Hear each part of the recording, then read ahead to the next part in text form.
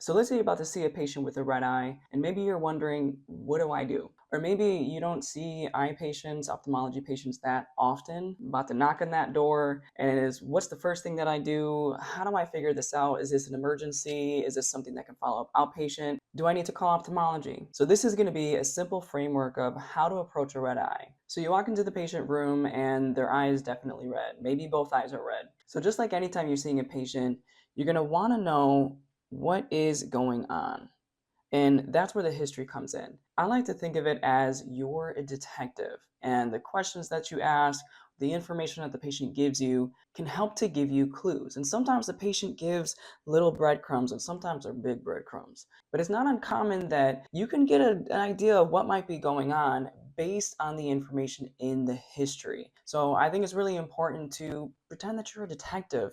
Get as much information that you can to help you and guide you to the next step for your exam and as you're trying to figure out what's going on. Now, there's a lot of questions that you can ask. I'm not going to go through every single question, but this is more of an overview. I like to keep things simple. Sometimes it can help to take a step back. And so that's why I like to think about it as first, walk into the room, you see the patient with the red eye. What is going on? And then the next question I like to ask is, why is the patient coming in now? Maybe you're seeing this patient in the ED, urgent care or primary care. Why are they coming in now, especially if it's in the middle of the night, it's the weekend, or a holiday? Now, some of the other questions to ask that can help give information to determine what's going on is when this all started, so what the onset is. Also, if there's anything that makes the symptoms better or worse, so any alleviating or aggravating factors.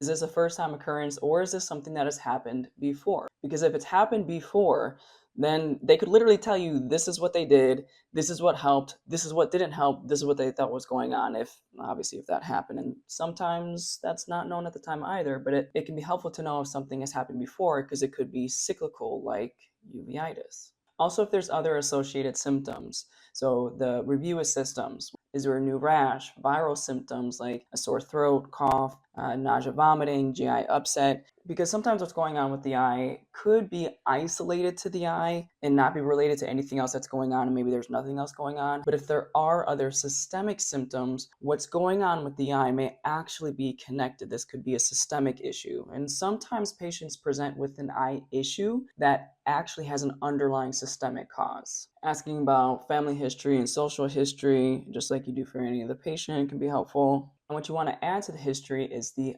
ocular history. So whether the patient has any ocular diagnoses, if they take any medications for their eyes, so like eye drops or an ointment. And this I'm purposely adding here because this is such an important question. And if you remember to ask this question to any eye patient, every eye patient that you see, especially with a red eye, there's going to be a day it's going to save you. And that's whether or not they are a contact lens wearer. So I'm going to go ahead and highlight that. I'm going to add some stars because that's super important. And if they say yes, they wear contacts, then are you wearing them? No. Because if a patient has an acute red eye, they're wearing a contact lens, the contact lens could be the culprit. And you're just in the history and you might have the answer. No, might, don't, not always a slam dunk. It's also important to know whether there's a history of surgery or trauma. Now, we're going to spend a little bit of time talking about that in a little bit because that aspect is really important. So that was just an overview of history. You may already have your own flow. And when in doubt, come back to what's going on and why are they coming in now? We're going to move on to symptoms. Now, technically symptoms, part of the history, sure, but I like to keep this kind of separate just for organizational flow in my head. So as far as symptoms, and this is specific to ocular symptoms, there are many types of symptoms that a patient can present with. Vision change, pain, itchiness, irritation, burning, foreign body sensation, discharge, which could be clear drainage like tearing, or mucopurulent discharge like in bacterial conjunctivitis. Photophobia or light sensitivity, halos like seeing rings around lights, new flashes of lights, floaters, curtains or veils, diplopia or double vision, headache, brow ache, nausea, vomiting. Now, I purposely put Vision change and pain at the top, not to say that the other symptoms are not important, but when a patient's coming in with an ophthalmology issue, especially red eye, it's really important to know and to rule out whether this is potentially something that is vision threatening or not, because that can help determine whether there's a potential urgent issue. Is this something that where ophthalmology needs to be consulted or even transferred to where there is ophthalmology coverage, or is there this something that could be benign or not as urgent but can follow up outpatient? I purposely put vision change and not just blurry vision, because what I'm referring to is any change to their vision. So any change from their baseline. So that could be blurry vision, that could be vision loss, vision dimming or darkening. Sometimes I'll ask patients, does it seem like someone's turning the light off in their vision? New flashes of light or floaters. So I purposely put new because, especially with floaters, it's not uncommon to get occasional floaters, especially as we age. But the key is whether there's a change to the floaters or there's new floaters. Even if it's a couple new floaters that seem a bit different. Again, going back to the history, why is the patient coming in now? Some other symptoms that can be associated with a vision change is a shimmering light. So a patient could say, I'm seeing a flash of light in my vision. But if you say, is it like a lightning bug that's moving or is it a shimmering light? And it's like, oh, it's like a shimmering light. Well, that could be an ocular migraine. Sometimes people describe a smudge in the vision. So imagine putting glasses on and there's just a smudge out in the corner, but the rest of the lens is clear. For example, a patient could have NAION, non-arteritic anterior ischemic optic neuropathy, and a patient could present with noticeable vision loss or just I feel like there's something off in part of my vision. The key for vision when I'm asking about that symptom is there's a vision change from baseline. It's also important to note if it's something that kind of alluded to this with the smudge, whether the change involves part of the vision or the entirety of their vision. Also, it doesn't involve just one eye or both eyes. And if the vision change that they're describing, if it's transient, maybe it came on, lasted for a few minutes, and then went away, maybe thinking about an embolic cause or even giant cell arteritis, or is it something that is always present? And with pain, it's important to know the location of the pain. Sometimes patients will say, I have eye pain, but it actually turns out that what they're feeling is their eyelid. It could be coming in with a new stye that's leading to inflammation, eyelid redness. It's tender to touch and it hurts every time I'm blinking, it's hurting. Or is the pain localized to the eyebrow, orbit? Sometimes patients will describe having pain behind the eye. So it's important to locate the pain because that's going to help when it comes with trying to figure out what the diagnosis is. Also, whether there's pain with eye movement. So it's not just, do you have pain? Where's the pain? Do you have pain with eye movement? If someone's having pain with eye movement, then I'm starting to think of potential diagnoses like scleritis. You have, imagine this is your eye, and the eye muscles attached to the sclera. When the eye is moving, if the white sclera is inflamed, that's tugging on the inflamed sclera, and that can be uncomfortable. Other things to think of, post-septal orbital cellulitis, optic neuritis. So it can help to differentiate whether there's pain, where it's at, and whether there's pain with eye movement. Also, what is the severity? Is this mild pain or is this severe? Maybe that's why they're coming in the middle of the night. And also the frequency of the pain. Is it intermittent or is it something that is constant? So we've gone through the history and the symptoms, and we have a better idea of what's going on and why they're coming in now. So the next thing that we're going to do, the 5 eye vital signs. So this is key when seeing an ophthalmology patient. This is like the bare minimum when it comes to the exam. When I was in residency, what was ingrained in my mind was vision pupils pressure. It was to the point where I would be at the grocery store looking for bread. And instead, I was thinking vision pupils pressure. So you're going to start with visual acuity. When checking visual acuity, you want to check one eye at a time. I go into depth of how to check visual acuity in this video, so make sure to check that one out. But it's really important to check one eye at a time and to get the best corrected visual acuity. So if the patient is wearing their glasses, checking the visual acuity with their correction. So we're going to check the vision. Also going to check the pupils. We want to know, are the pupils reactive to light? Are they round or are they peaked? So are we more concerned of a potential open globe? Are they equal to each other? Is there a relative afferent pupillary defect?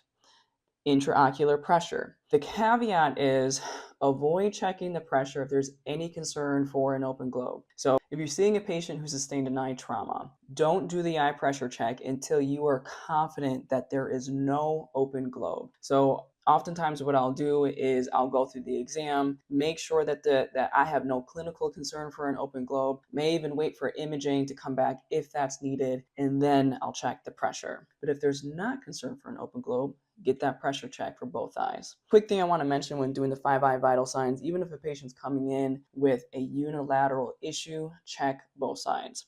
All right, so the next thing, the part of the 5-eye vital signs is check the confrontation visual fields. If you want to learn more about how to do that, check out this video. I'll leave a link down below. And then checking the motility, so checking the eye movement, seeing if there's any restriction or pain with eye movement, or does the patient have full motility. Medicine is very humbling. No matter how much you study and train, there are going to be times where you don't know what to do. So resort to the basics: 5-eye vital signs, vision, pupils, pressure, confrontation visual fields, motility. The next thing in the framework is to do a sodium fluorescein check. So this is part of the exam. And why I added this here is a common reason that patients coming into the ED or urgent care is because they have a corneal issue, corneal ulcer, corneal abrasion, dry eye, punctate epithelial erosions, or even if there's a trauma, an open globe. And doing a sodium fluorescein check can help to rule in or rule out ocular diagnoses. So that's why I have this as part of the when you don't know what to do the sodium fluorescein check, see what information it gives you. It can also be helpful information for the on-call ophthalmologist. If the sodium fluorescein check is positive, then I'm thinking there must be something going on with the cornea. Sometimes when the eye can be really dry, or if there's a chemical injury to the eye, there can not only be punctate epithelial erosions on the cornea, but also the conjunctiva. If it's positive, then that's pointing to some condition that's leading to epithelial loss, like a corneal abrasion, dry eye, maybe even a chemical injury or an open globe. For example, if there's a positive Seidel sign, and that's where there's a full thickness wound, the aqueous humor is basically exiting that wound, and when putting the sodium fluorescein on, you see like a waterfall of fluid. But if it's negative and the patient's coming in with a red eye, then that makes a corneal abrasion less likely. A dry eye, maybe those are lower on the differential. So we need to start thinking about other potential things that can cause a red eye that may not have staining on the cornea. So for example, that could be scleritis, episcleritis, or uveitis. So those are just some examples. The other reason why I put it here in the framework is because it's a reminder to check the cornea. It may seem obvious, but when you're busy, you're seeing a bunch of patients, it can be easy to forget a certain step or to check something. So when you're doing the sodium fluorescein check, it basically forces you to look at the cornea and thereby other structures. You know that you're going to do a sodium fluorescein check and you're looking at the cornea, but then you also see this blood. Shoot, there's a hyphema. So I had mentioned that in the history, it's important to ask whether they've had any history of surgery or trauma. So let's dive deeper into that, because that can be really helpful and be a big boulder with breadcrumb. And if a patient says no, they haven't had any history of surgery or trauma, not recently, not within the last few months or ever, then patient coming in with a red eye, we're thinking about other things that are not related to surgery or trauma. And that can be infection, inflammation, autoimmune issues, vascular issues like a subconjunctival hemorrhage that was non-traumatic, a lesion or neoplasm like a chalazion, abscess, or even a tumor that maybe is localized within the orbit and it's leading to proptosis. The eye is starting to come forward, and maybe the patient is not able to completely close their eyes, which is lag ophthalmos. So then the eye is being exposed to the air, it's getting irritated, leading to redness, dry spots, which can lead to a lot of uncomfortable symptoms. Maybe there's a hereditary cause or it's idiopathic. So surgery or trauma, no, now we're going down a different path. But if the answer is yes, then we're going to go down the whether this is the patient is reporting a recent trauma, or maybe you can see that the patient had a trauma, or they had a recent surgery or procedure. Maybe the patient sustained a poke to the eye or got punched in the eye and sustained a trauma, or they had a surgery or procedure to the eye or periorbital region, and so that could be the cause of the redness. If the patient did have a procedure, when? Was it something that was recent, like 5 days ago or a couple weeks ago, or something that was years ago? Like maybe the patient said, oh, I had cataract surgery 7 years ago and there were no issues, uncomplicated, but now they're coming in 7 years later with a red eye. Well, likely not from the cataract surgery. Now, it's not impossible because there is a chronic post-operative endophthalmitis, but that's going to be much less likely compared to acute post-operative endophthalmitis, which brings me to the next question. If the patient had a recent procedure, it's helpful to know whether or not it was an intraocular procedure. So intraocular meaning there was an incision, some type of incision that was involved in the procedure, like glaucoma surgery, cataract surgery, cornea surgery. Compare that to having a blepharoplasty where the surgery is localized to the eyelid. It is not an intraocular procedure. If there was an intraocular procedure, a patient's coming in with a red eye, had recent intraocular procedure, let's say 6 days ago, that is endophthalmitis until proven otherwise. And if you want to learn more about why that is, be sure to check out this video. I'll leave a link down below. I go much more into detail about that. So this is the framework. And to recap, you're going to get the history. This is where you're a detective. Orient yourself. Keep things simple. What's going on and why are they coming in now? We've talked about symptoms, particularly is there a vision change or pain, the 5-eye vital signs. Anytime you're seeing an eye patient, get the 5-eye vital signs. So visual acuity, pupils, intraocular pressure, confrontation visual field, and motility. Just remember the caveat about checking eye pressure. Avoid checking the eye pressure if there's any concern for an open globe, and then doing the sodium fluorescein check. Now that's not the end of the exam. You have the tools available to rule out posterior pathology. So that's doing a fundoscopic exam with an indirect ophthalmoscope and or getting an ocular ultrasound. But defer that if there's any concern for an open globe, because you don't want any pressure when there's a full thickness laceration on the eye. You don't want any pressure on the eye because that can lead to expulsion of intraocular contents, and you don't want that.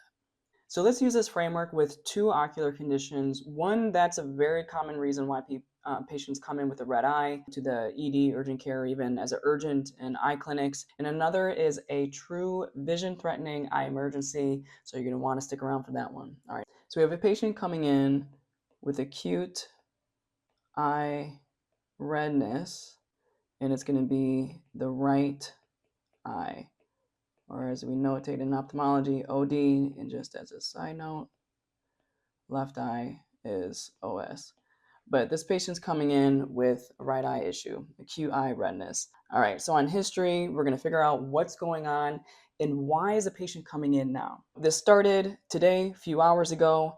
They tell you that nothing has helped. They've tried taking Tylenol, ibuprofen. They are in so much pain. What makes it worse is blinking and touching the eye, so they're keeping the eye closed. And even when you walk into the room, you see this patient kind of hunched over and they are miserable. This has never happened before. They have no other systemic symptoms. Family and social history are not contributory. Their ocular history, they have a history of dry eye. They take artificial tears as needed. And you be sure to ask about the contact lens history. And it turns out that the patient is a contact lens wearer. So patients coming in, acute redness, right eye, hours, they're miserable and they wear contact lenses. You ask whether the patient's had a surgery or trauma, and if so, was it recent? So it turns out that yes, the patient has had recent trauma. So the patient sustained a poke to the eye. They were playing with their kids, and one of their kids accidentally poked them right smack dab in the eye, leading to acute symptoms. They have a vision change. They said, I can't see anything. It's so blurry. They're having a lot of pain, significant pain, no itchiness. So even though the eye is pretty red, there's a lot of tearing. There's no itchiness, so that's making viral conjunctivitis, allergic conjunctivitis much lower on the differential. They have irritation, they have foreign body sensation, they have some mild light sensitivity, but it's not too bad, but still a bit uncomfortable. No halos, no new flashes of light. Moving on to the 5-eye vital signs. So checking both eyes, the right eye is initially 2200, but then you've seen one of my videos and you check with pinhole and they improve to 2080. The unaffected eye, the left eye, is 2020. For the pupils, with the normal for both sides, The intraocular pressure, you're going to pause because there was a trauma and you want to make sure that there's no open globe. So we're going to bypass that for right now. I'm going to circle that to come back to if we can rule out that there's no concern for an open globe. Confrontation visual fields, where that's normal, as well as the motility. So now we're going to move over to the sodium fluorescein check. And what we see is, here's the pupil. And what we see is this oval-shaped epithelial defect on the cornea.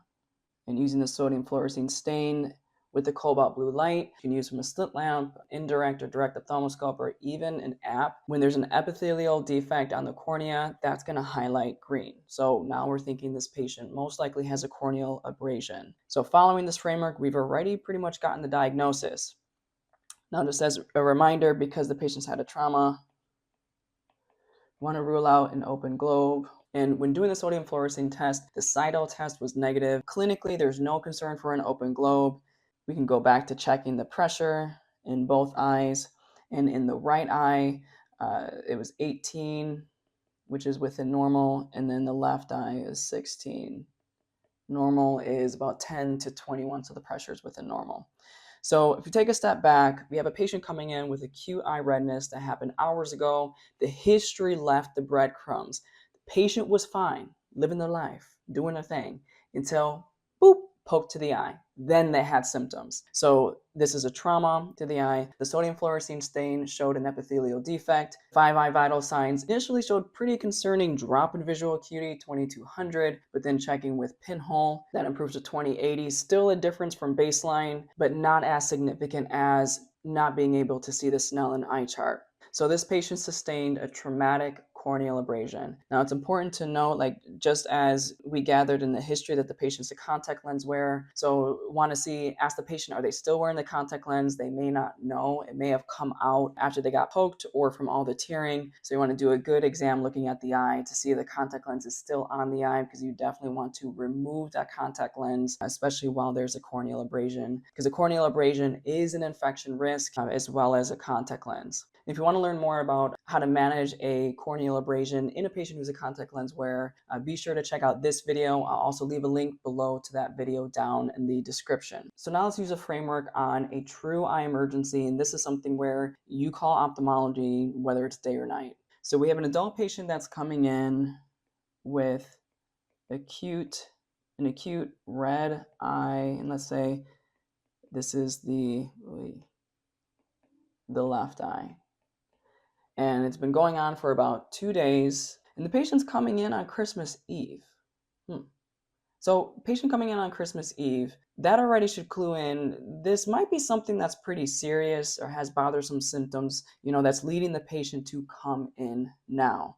In getting the history, as mentioned, that the symptoms started 2 days ago and they're getting worse. Nothing's been helping. Nothing necessarily hurts the symptoms, but they're just pretty uncomfortable. As far as surgery or trauma, the patient had recent intraocular surgery about 5 days ago. Remember what I said earlier in the video? An acute red eye in a patient who had recent intraocular surgery, especially within the first week after the surgery. Endophthalmitis until proven otherwise. I think I just gave you the answer already. All right, but let's go through the symptoms. So the patient has a vision change, and they tell you they had cataract surgery. The first day or two after surgery, everything was great. They had 20/20 vision, everything looked amazing, but then shortly after, they started to lose their vision. Not just things were blurry, but it felt like they're losing their vision. Also, they're having a lot of pain. Post-operative endophthalmitis, pain is a common symptom, and that should be another clue, especially in a patient who's had recent intraocular surgery. There's no itchiness, so again, makes allergic viral conjunctivitis less likely. They're having discharge, the eye is weeping, tear clears, they have photophobia, light sensitivity, and they have a headache. So is the headache something that is isolated, or could it potentially be related to what is going on? When checking the 5 eye vital signs of both sides, the unaffected eye, the right eye, is 20/20. Turns out that they had cataract surgery a few weeks ago in the right eye and they're doing well, but in the left eye, they can only see light, so light perception. When you're doing the pupils check, pupils are overall unremarkable, but you notice that the cornea looks a bit hazy, so it's kind of hard to see the pupil, but that's something to make note of, a hazy cornea. No history of trauma. The intraocular pressure is 13. The other eye is technically within normal, but it's quite asymmetric, a bit higher than the other eye. Confrontation, visual field, motilities, both of them are within normal. You do a sodium fluorescein check. It can be helpful when a patient has recent intraocular surgery because although the wounds generally heal well, making sure that they are watertight, basically no leakage. And the sodium fluorescein check is negative. It's not picking anything up. You do a fundoscopic exam. You try to look with an indirect, this is not an indirect, try to look with an indirect ophthalmoscope, but you're not really getting a good view because, again, the cornea is hazy from the corneal edema. It's from the intraocular inflammation, which is a key feature of endophthalmitis. So you end up doing an ocular ultrasound, and it's showing evidence of vitritis. So this is an example of how you can use this framework to help come to a diagnosis, especially if a patient has significant vision loss. If you want me to do more videos like this, let me know that you like this video by literally clicking that like button, subscribe, and check out this video next.